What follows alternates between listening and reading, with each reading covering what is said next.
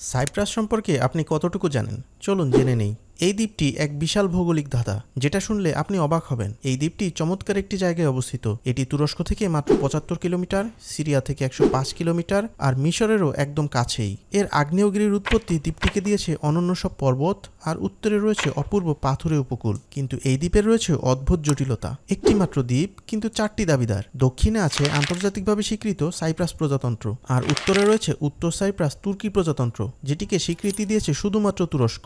এতেও শেষ নয়, আজও এখানে দুটি ব্রিটিশ সামরিক ঘাঁটি চালু আছে ১৯৬০ সালের স্বাধীনতার সময়ের শর্ত হিসেবে। আর এর মাঝখানে আছে জাতিসংঘ নিয়ন্ত্রিত একটি বাফার জোন, যাকে বলা হয় গ্রিন লাইন, যেটি শান্তিরক্ষীরা পাহারা দেয়। এই বিভাজনের পেছনের কারণ কি?